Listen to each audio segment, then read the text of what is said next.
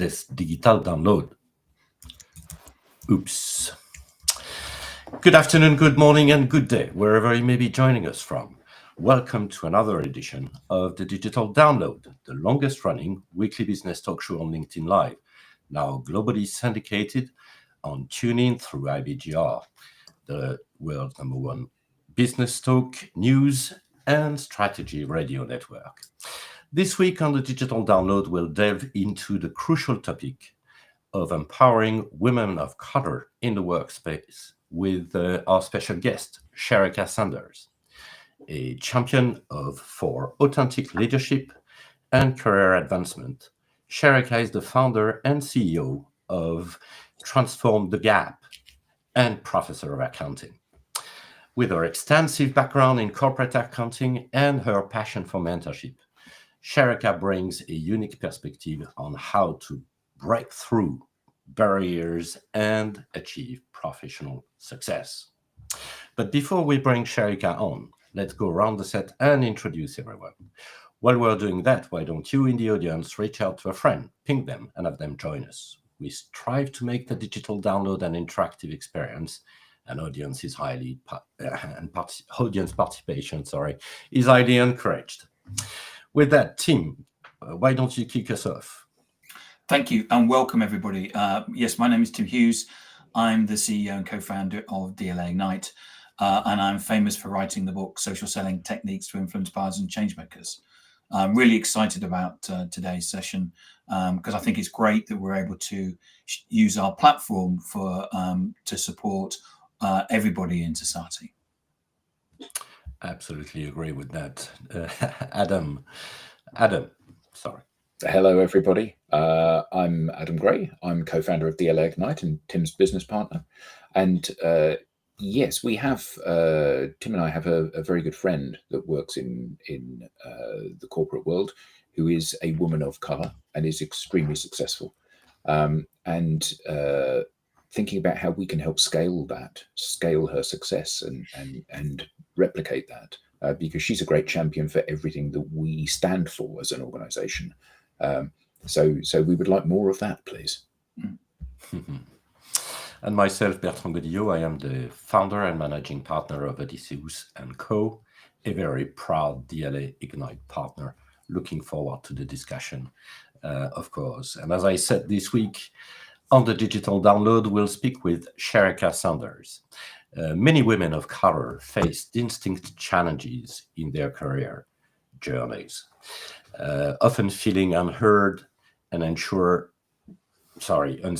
unheard, and unsure of how to navigate the complexities of the corporate world. Sherrika will provide actionable strategies and insights on how to overcome these obstacles and thrive. Let's bring her on.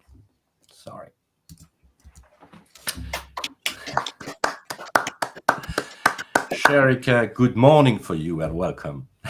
Thank you. Sherrika, let's start by having you tell us a little bit more about you, your background, and what led you where you are today. Yes, absolutely. First, thank you all for having me, and good afternoon to you. I am Sherrika Sanders, owner and founder of Transform the Gap. And for those who are wondering and who have the knowledge of accounting and finance, yes, that is GAP, which we know it as generally accepted accounting principles. For my business, Transform the Gap, it's goals aligned, achieving purpose. And ultimately, that's what I do. So I work with high achieving women of color, helping them to overcome burnout, understand how to professionally advocate for themselves, and ultimately align their faith, their family, and their careers for legacy building success. And this stems from my 15 plus year corporate accounting background, where I saw and overcame, honestly, a lot of the issues that we currently see with women having trying to advocate for themselves, trying to get to that next level, trying to figure out why they have to choose between, or feeling like they have to choose between success and having a family, or their faith and their respect in the workplace. And so ultimately just being that person for women who are still in that space that I needed when I was in that space. And so again, thank you all for having me, and I'm very happy to be here. Excellent. Well, Sherrika, let's start with a foundational question. How can women of color effectively advocate for themselves in the workspace, One of the in the best workplace? ways is to show up for yourself. And that is just the most obvious way is physically how you present yourself. Are you presenting yourself with assertively?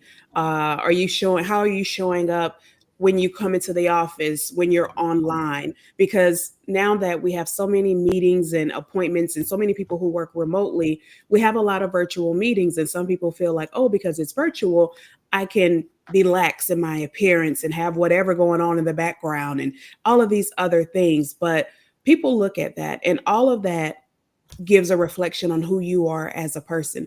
And so I always say, show up for where you want to be, not for where you are, not for what people think about you. But if ultimately your goal is to be the next manager or director or CFO, then show up as that person now.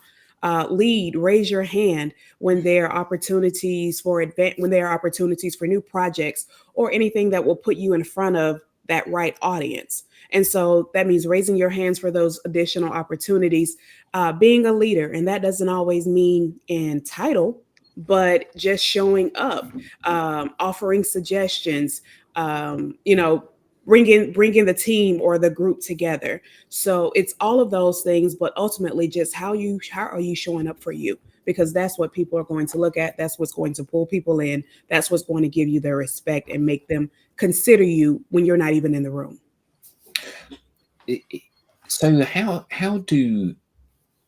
can women be more empowered in this respect? So I saw a really interesting piece of research which said that if there's a group of men and women and they're told here's an opportunity and there are 10 things that you need to have in order to be eligible for this opportunity, women who have got 8 or 9 of those things don't raise their hand and put themselves forward. Men who have 3 or 4 of those things do. Now, the reason I'm asking such a stupid question is because I'm a white, middle-class, middle-aged man. So I have no idea what prejudice means. I have never been victimized or lost out other than because of my own inability to do something. So how can women, and particularly women of color that have got like a double whammy of things against them, how can they kind of develop that feeling of self-worth that lots of useless white men have without any foundation in fact, that they're prepared to raise their hand and say, I'd like to have a go at that? First, thank you for that question and even recognizing that. It really comes, so when I was in corporate, I would be in meetings and oftentimes I was the only one who looked like me. So meaning more often than not, the only female and definitely only Black female. And I would be in these meetings and the men would speak to each other in whatever tone and say whatever it needs to be said. And then when they got to me, they would like soften a little bit. And it's like, let me come down to your level and explain things to you because I know you can be emotional and I want to make sure that I'm not hurting your feelings. And it's like, wait a minute, what? We're all adults sitting here. We all have, our education and certifications and all of these things, but there's just this assumption that women are emotional. And unfortunately, when men have that same emotion, it's considered passion. And so sometimes women will kind of pull themselves back because it's like the devil you know versus the devil you don't. I know this space that I'm in. I've figured out how to navigate this space that I'm in. It's not where I want to be, but it's become a safe place. And I think the best way to step out of that, and there's a little bit of imposter syndrome in there as well. And I think the best way to step out of that is we have to stop giving so much value to other people's opinion. As a woman of faith, I know that God is my source. He is my validation. But when we give so much authority and value to other people's praise and needing their praise in order for us to apply for that role, needing their praise in order for us to feel like we did great on a project that we know, we did well on. When we give them that much power for their praise, and that means when they provide criticism, it hurts 2 times as more.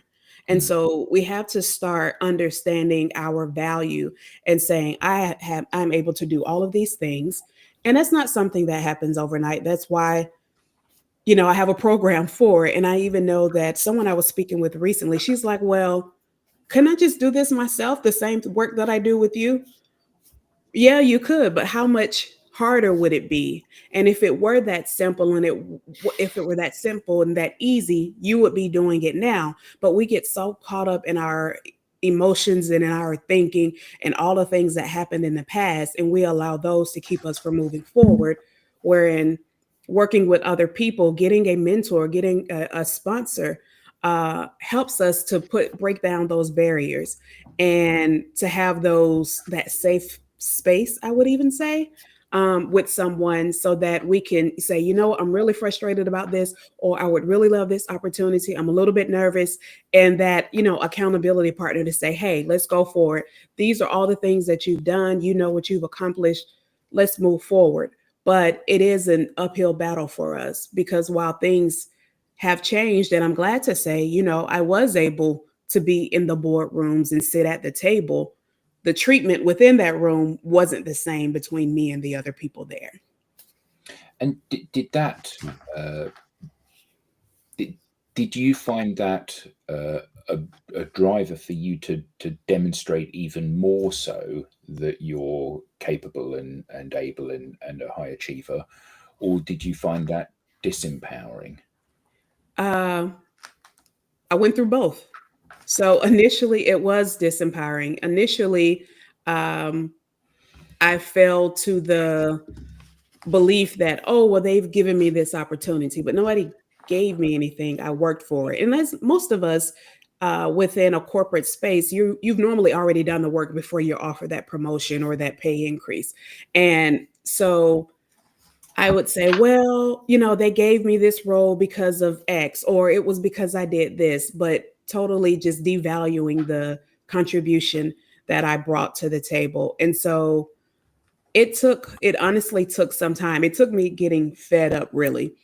And even COVID, surprisingly, a lot of people say, oh, things shifted for them during COVID. That was one of the things that shifted for me, because being remote 100% and having some of the same conversations, I could see it differently, I guess, because it's like I was a little bit removed from it.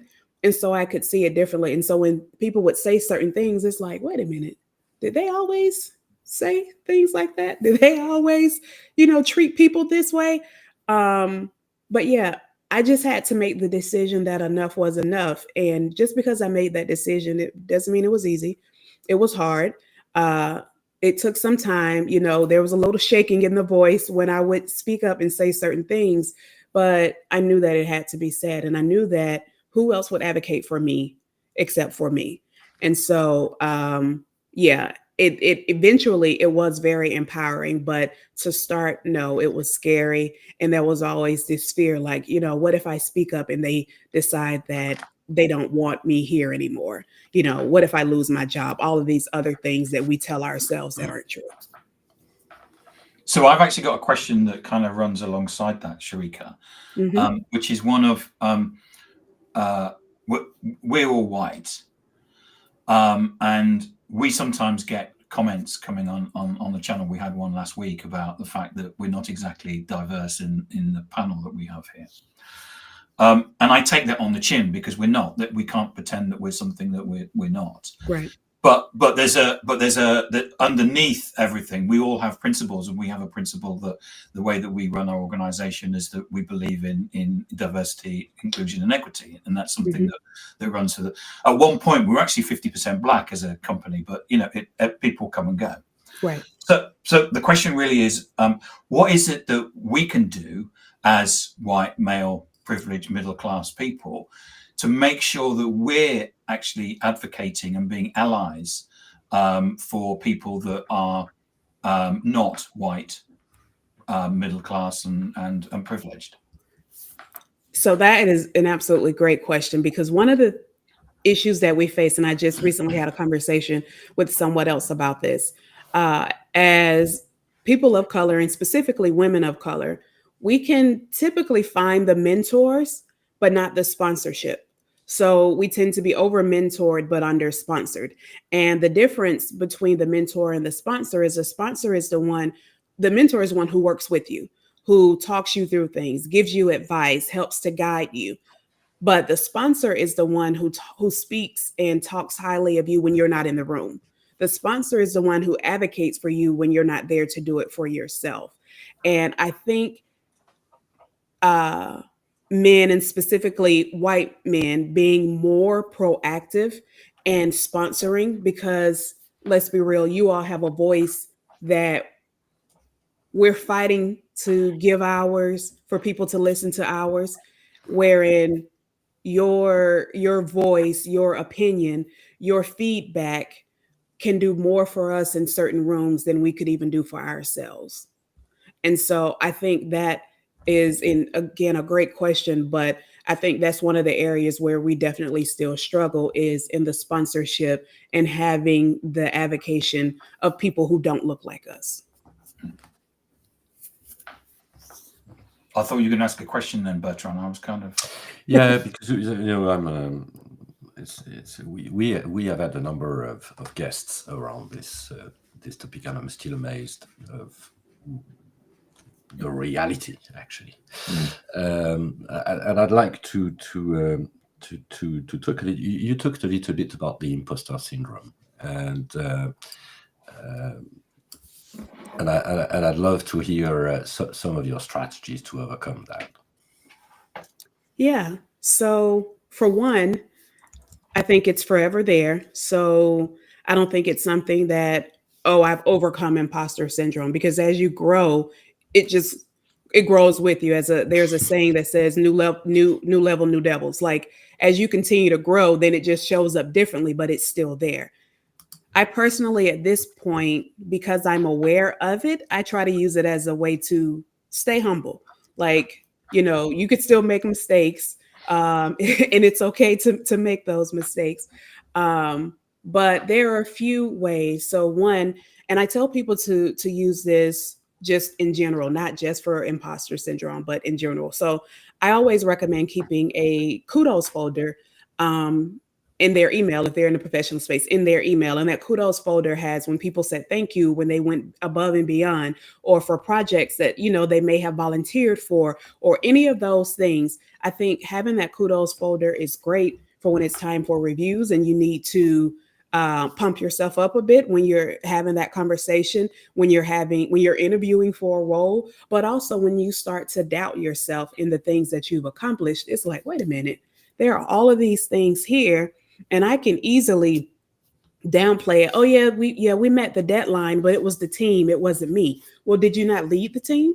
And so it's always there. But I think the earlier that we're able to recognize it, we're able to talk it down, so to speak, and kind of put it back in its place. Because oftentimes it's coming from where we're downplaying our accomplishments, which means if you have it, you have the accomplishments. And so I think we have to remember that this is showing up because of something I have already done, something I've already accomplished.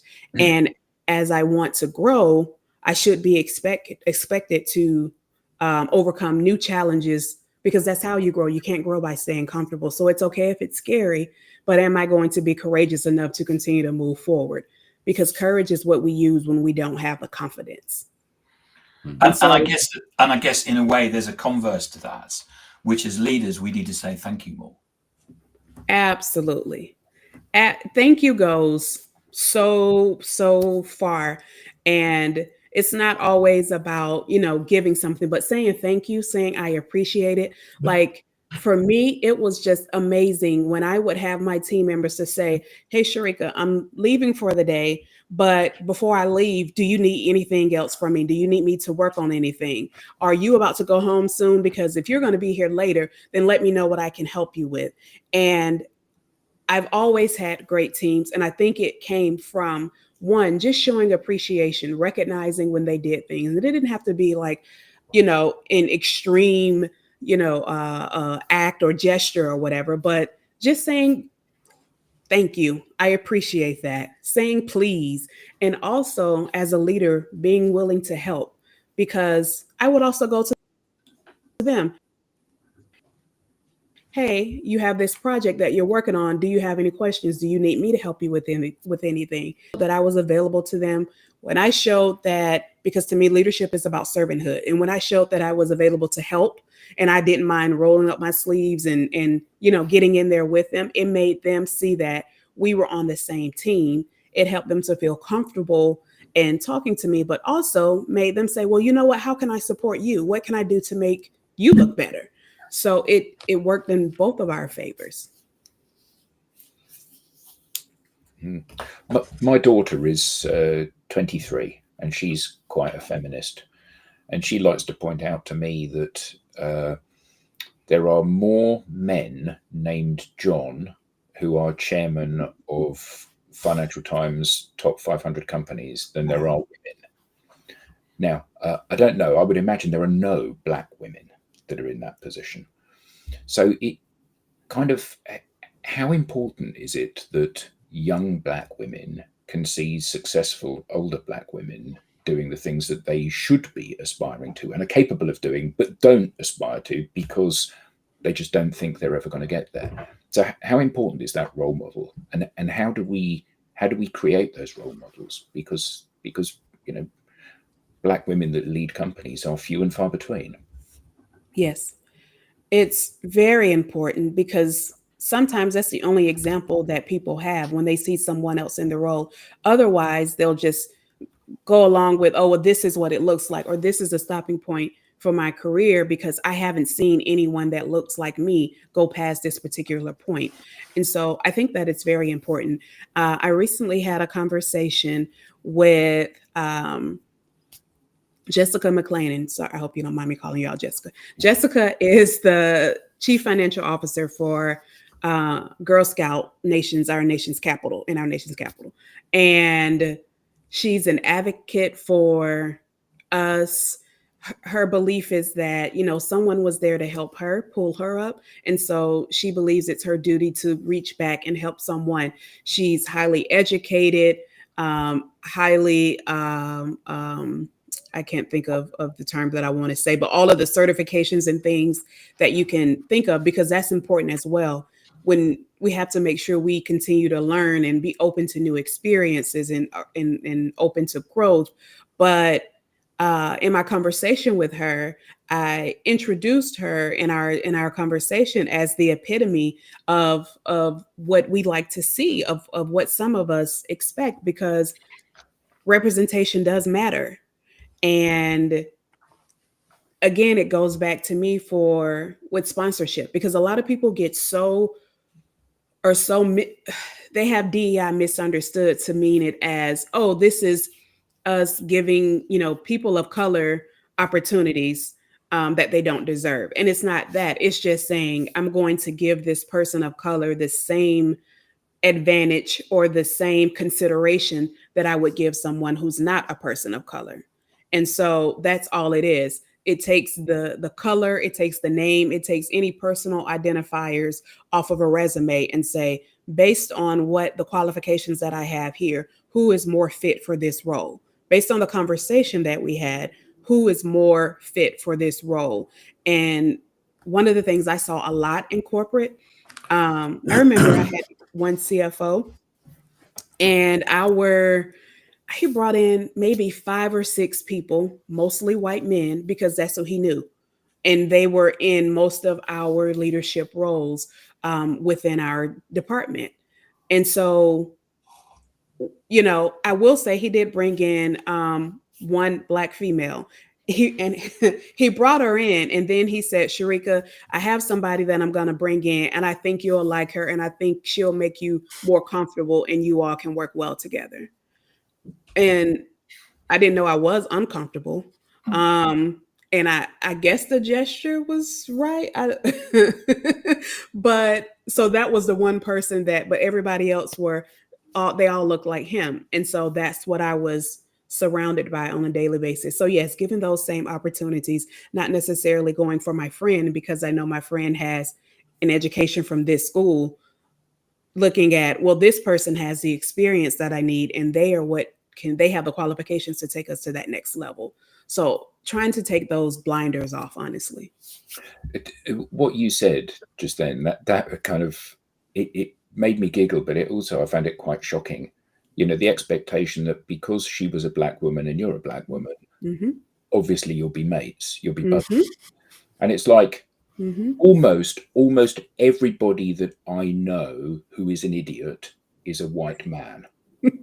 So actually, you can't draw that conclusion, can you? That I'm gonna really like white men because they're just like me. So right. I mean, I think it's kind of well intentioned, that sort of thing, isn't it? But it's often not potentially the healthiest of positionings. Yeah. I remember having a conversation. This actually, I can't. No, it wasn't this same CFO, but this person was CFO or VP or something within the company, and they came into my office. So at this point, I'm in a position high enough to have my own office, and they come into my office, and he says to me, he's a white male, you do understand that you're going to have to work harder just because you're a Black woman. You don't have the traditional 4-year education because they all went to well-known schools and I didn't. So you understand that it's not going to be the same playing field for you that it is for other people. And I was like, what? Because one, it threw me off. It seemed really random, but also coming from someone who I know had the authority to grant me these opportunities within this organization. And they had the authority to promote me. And I was being promoted, but you're already telling me you're not even looking at me with the same as based on just the contributions that I make. You're bringing in all of these other biases against me. And so it was like the nerve, honestly, and how he felt so comfortable coming to me saying that. And I don't know if I should have been pleased because it's like, oh, well, at least I know who I'm dealing with. Or if I was so confused in how to even respond in that moment because I couldn't believe that he had the gall to come and say something like that, especially knowing that he was in a position of power over me in that particular organization. So it's like, you're telling me that you're being prejudiced against me and you want to make sure that I understand I'm going to have to do more than the other people who you bring in because of personal biases. It's very difficult not to come up with a rude word to describe that individual. So I'm going to, you'd probably say cuss, but so in that situation, immediately what they're doing is that they're exerting power on you. So but by saying that, what they do is that they make you feel powerless. And of course, then what happens is you can go into a downward spiral of, if I do anything, I'm going to get fired or things like that. So what can you do? Because a lot of people must have been in that situation. What can you do to make sure that to speak up and to speak out, and to do it in a way you can get what you want, but without that person, without there being some sort of power struggle going on? Yeah. You have to, and it's harder for some than others, but you have to take the emotion out of it. Because when you leave the emotion in, that's what they hear. And that's with any conversation, personal, professional, whatever. When you leave the emotion in, they hear the emotion or they see the emotion and they don't hear any of the words that you're saying. And so it's completely missed. And so if you're not able to respond factually, objectively at that moment in time, then take a break, take a walk, whatever you need to, and come back to it if that's the case. But you don't want what you're saying, because there's also the stigma of the angry Black woman. And I remember even being told, why when you talk, you sound like that, but when she talks, she always does this. like some of the things I've heard and seen, it's crazy, but you have to take the emotion out. And then once you're able to remove yourself from it, you can come back to that person and say, do you understand, what you said was offensive? And call out why it was offensive. Call out what those biases are. And even then tell them that you are now accountable for correcting your action. And now in your saying that, you're telling me the biases that you already have towards me. And so now you can say how it makes you feel. I feel like I have to work harder. I feel like now you're automatically, not going to consider me, even if I am the best person, if there's someone who doesn't look like me or who went to your preferred school. And so call out those things, because when you call them out, even though they may know it, whether they recognize it or not, if they don't, then now you told them. But now they have an accountability to you to be honest, to be truthful, to be fair, but also now they know that you know how they see you. And so they have to move differently. Yeah, I mean, it may be that he wasn't saying what you thought he was saying. It may be that he was saying this is kind of the landscape, so you are going to have to work twice as hard. But he should have made it clear that he was saying this is the landscape inside which you operate. I don't like it, and I'll do everything I can to help you. But that's the kind of like the starting point. I think you're giving him. I remember Jermaine Greer's quote where she said, for a woman to get the same recognition as a man, they have to work twice as hard. And she then said, fortunately for most women, that's not that difficult. And I think, the reality is that there are all of these barriers that are put in the way. And we need to find people that can dismantle these barriers. That's the key thing, isn't it? Yeah. And that part of that is running sessions like this, which is about educating people. And for example, cups. If the comment that's come in, it said it's a great topic, and it's so important that we discuss and debate these things, and we educate people so they understand that that it's not a white world. All right, Sherrika. Just a question. So, how what are the steps that you have followed to to get to the executive level and really commanding respect? How did you manage your way, and what kind of advice would you give to anyone getting into the same situation? It's standing firm in who you are. And we hear a lot of people talk about being authentically you and staying true to yourself. And people are like, some are like, well, what does that mean? And it's really just when you're presented with opportunities, does this opportunity align with your personal values? Because that plays a major part. That plays a major part in the things you do on a day-to-day. That plays a major part in the organizations that you want to work with, in the decisions that are made, how you want to move forward. So does this align with my values? And if it aligns with my values, then am I giving my 100%? Am I putting my best, the best representation of me forward? And that's not just physically in how I show up, but also in the work that I do. Can I always stand behind the work that I've done? Or is it, oh, well, I was tired, so this probably wasn't the best? Like, cutting out the excuses, making sure that you're accountable for the things that you do, the things that making sure that you are a consistent and a forever learner, always looking to grow and learn more information and, learn new skills and tips and tricks and all of the things. But it's really putting your personal brand together and saying, this is what success looks like for me. This is how she walks. This is how she talks. This is, what she wears. This is how she shows up in meetings. And then taking the steps to become that person, because that means even if someone doesn't like you. And I remember having a manager. She wasn't my manager. She was a manager in my department, but over a different group. So I didn't report to her. But I was like, I don't know why this lady does not like me. Like, if everything I did, she felt like she needed to double check it to make sure it was right. And it was. Anything that I said, like, she needed to, combat it. And I'm just like, okay, well, it's whatever. But I continue to show up. I did my work. I did my best work. And I remember when I left the company, a recruiter called me about a role at somewhere else. I hadn't worked with this lady now in a couple of years. And a recruiter called me about a role with another company. And she said, I think you will be a great fit. I've already gotten a great reference for you. And I was like, from who? Like, you don't even know me. And it was that same lady.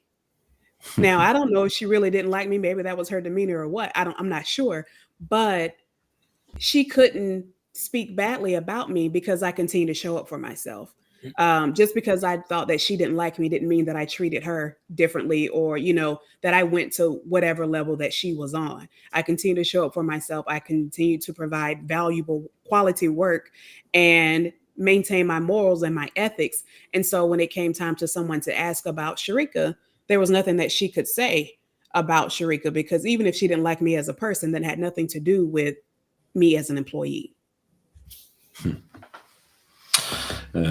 You just mentioned the name, the word personal brand, and I'm actually quite interested by this, and how you can leverage this. Is that anything to do with networking as well?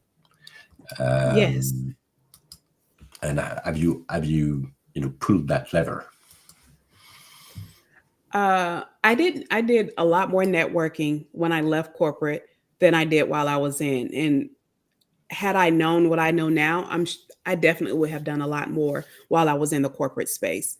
It allows you to meet other people outside of just those that you work with, but it allows you to meet other people within, and that's networking, meaning at actual networking events, going to conferences, attending webinars, those things that are within your professional space, and then connecting with those people. I'm like, LinkedIn is such a powerful platform.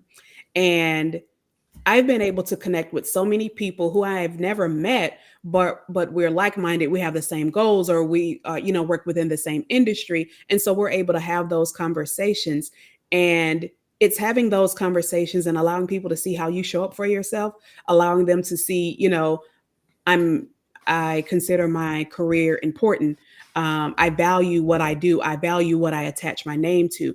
And so it makes people refer you and show up for you when you're like, oh, we only had a 20-minute conversation and it was a nice conversation, but I thought that was it. But you stayed in their mind because of how you showed up for yourself.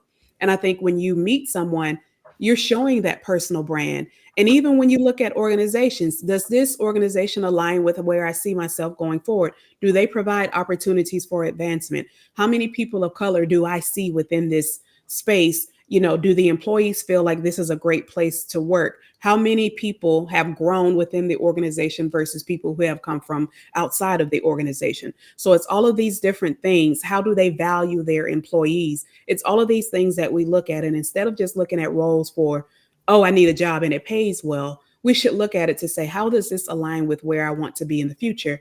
And if there's an alignment, then move forward with that. Because now we have an alignment between our personal brand and the organizational brand, and it can't help but just grow from there. So sorry, just to come back, I was making notes. So in terms of what you're saying, what I think I hear you saying is a personal brand is really useful, because you keep coming back to this. We're here, but we want to be over there. Mm-hmm. Because we're constantly in this situation as individuals where quite often we want to better ourselves. Mm-hmm. And what you're saying is that to move ourselves from here to over there, you need to have a personal brand. Yes.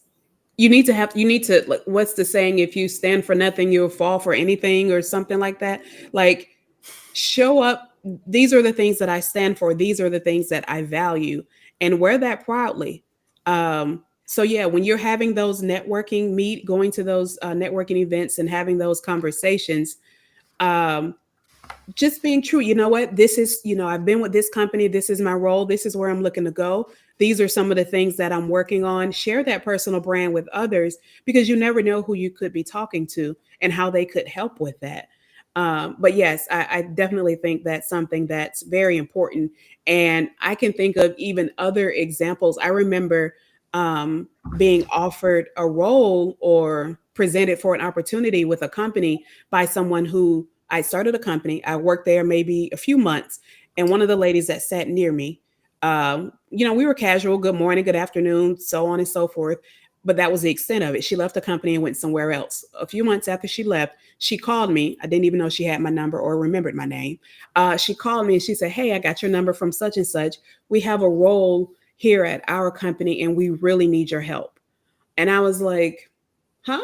And she said, "I know we didn't talk, but I saw how you showed up every day. I saw how the conversations that the managers had with you when they would come and how you would respond. I saw how they would give you work and you would get things done. Like, it was how I was showing up for myself when I didn't even have to say anything, but she saw my brand. She saw how I showed up for myself, and she recommended me for a role with barely even knowing me." And she was right. I mean, I think I stayed with a company that she recommended me to for about 6 years. She left and I was still there. But, it's things like that. We never know who's watching. And that's another thing. We never know who's watching.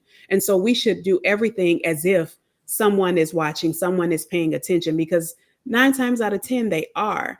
So, don't get lax. Don't feel like, oh, the manager's not here today. So, hey, everybody, let's go take a 2-hour lunch. Like, keep your integrity. Be honest. Like, some of the what should be basic human values, integrity, honesty, being able to be trusted, being truthful. Those things are really important, and they really play a part in how people perceive you and their willingness to fight for you. And one of the things that I think connected with personal brand, because people quite often think that's kind of like putting flowers on your profile or something on LinkedIn. One of the things that you've been saying is that you kind of got out there and you met people, because the more you bump into people, the more people are going to go, "Do you know, I met this person called Sherrika. She sounds like just the ideal person for you, for your job." And it's the more that you bump into people. And I'm an introvert. I hate going out and meeting people. It really burns energy inside me. But the fact is, you have to go out there and you have to go and talk to people, because it's only that way that as you say, when you show up, that people remember you and then go, "Yeah, you need to get this Sherrika person." Yeah, absolutely. And even for those, if the crowd so much isn't your thing, one of the things that I've done on LinkedIn I did this when I was going into entrepreneurship, but I think it's also very helpful for anybody really. I found people who were in a similar space, and I put in keywords on LinkedIn for, whatever I was looking for. If it was mentor, if it was accounting, whatever, I just put in some of these keywords. And based on those lists of people, I connected. I sent a connection request. Hey, like-minded, I would love to have a conversation. So having a conversation, or even, hey, you know what, I love the content and I would just want to follow you and see, your progression. There were a few people that I had conversations with, because I was like, hey, I'm venturing into this new space. I'm not really sure about a few things, and I would love to just pick your brain. And overwhelmingly, people are like, "Sure, no problem, absolutely," which kind of surprised me, because I'm a stranger danger. They don't know me, but they were willing to help. And sometimes we say people aren't helping us. Nobody's helping, nobody's doing, I need help. But have you asked? It's sometimes just that simple. Have you asked for help? And so utilizing the resources that you have, especially when they're free resources that you have available to you, also makes a difference in where you go and how far you can go. And Chelsea Perry has basically come up with a comment, which she actually says it twice. Thank you, Way Chelsea. to go, Sherrika. And way to go, Sherrika. Great advice. And it is excellent advice. I mean, this is what the subject's about. And in reaching out to people in a way where you're not selling anything, you're just by saying, can I pick your brain? Can I, you're in this space, can you help me? So a young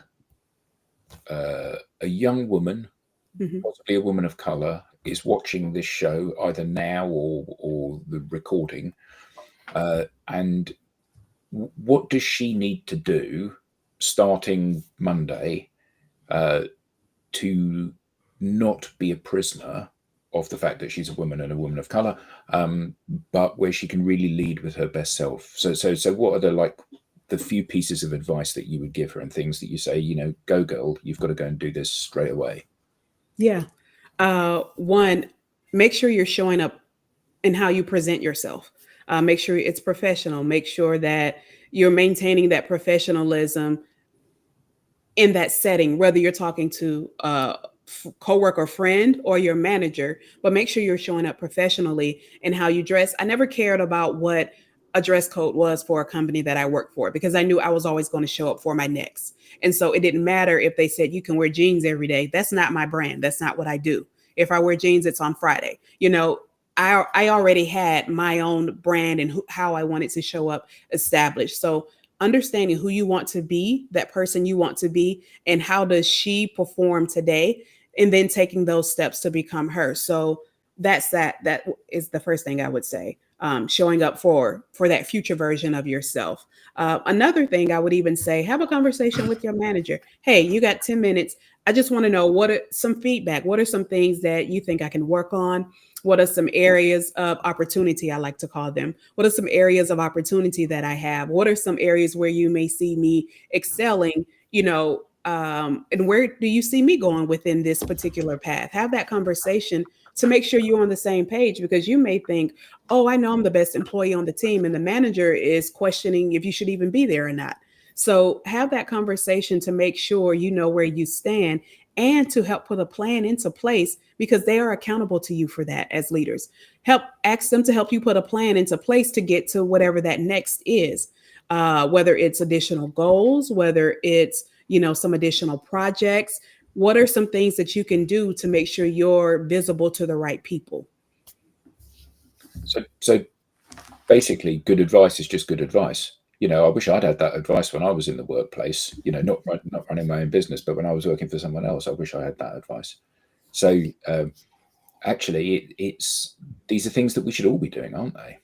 Mm-hmm. Yes. Mm. Yes. Not specific to women. This is as a person. Yeah, I would agree with that. Yeah. Right. So we talked about personal brand. There are so many punchlines that I've written from you today. Absolutely. I made loads of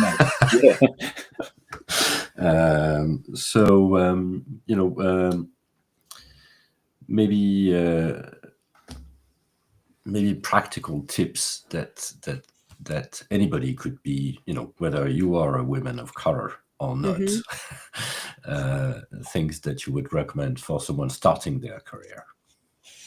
In addition to that brand, I think goal setting is very important. And it doesn't have to be, you may not know where you want to be 5 years from now, or even 1 year from now, but what about within the next 6 months? What are some goals that you want to accomplish within the next 6 months within your career, whether it's a role or an ideal company? What are those goals? And then work backwards. What are some things that you can start doing to meet that goal? What are some small steps or many steps that you can take to accomplish those goals? Because those many steps helps to keep us accountable, but they also help give us small wins so that we keep working towards that big thing, that ultimate goal. So I think that goal setting is something that's very important. Also, making yourself known, show up for yourself. So whether it's reaching out to someone on LinkedIn, one of the things I would always do when I went to a new company, any of the people that I met or that I knew was in like my same department or something like that, I would automatically go ahead and connect with those people on LinkedIn, because that allowed me to see, if whether they posted or not, it showed them who I was, because then they could look and see my background, my history, what are the things that I'm looking to do, because a lot of times in our headlines, we put where it is we're trying to go. So I'm opening up to who I am.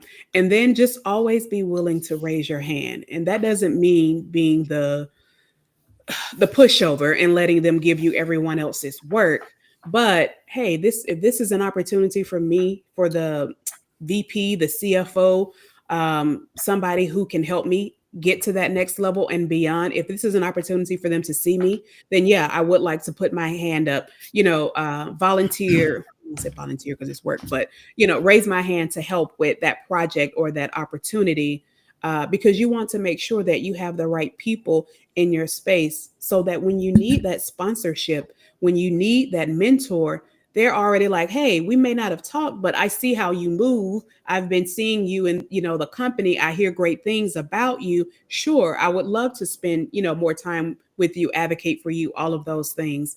So it's taking those small steps, but being intentional in taking those steps.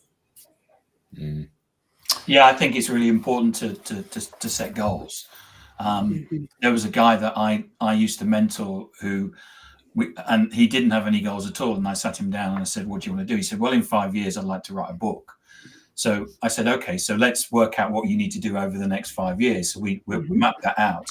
And he said, well, I can do all that and I said, okay. So he ended up writing the book within 2 years, purely by actually sitting down and writing out, otherwise if we'd start, if it just started, he just would have drifted. And then probably maybe had written one in 5 years. But by actually seeing what he needed to do, it concertinaed the whole thing down. Yep. Be intentional. Be intentional.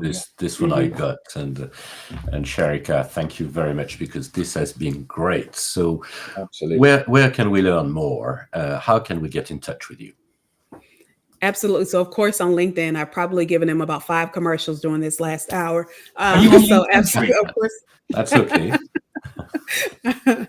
But LinkedIn, and then also you can learn more about me, even book a one-on-one call. And it's not come work with me, but if you just have questions or you need a little bit more clarity and just want to have an honest conversation, I provide free clarity calls on my site, but transformthegap.com, and that's GAAP. But it's my way of helping, because some people just have a question, or they're just trying to overcome that one thing and they just need help. And it's not always about, well, these are my fees and these are my programs, but hey, how can I help? How can I be of service to you? Because it's about understanding where we've come from and seeing what we can do to help others get to that point.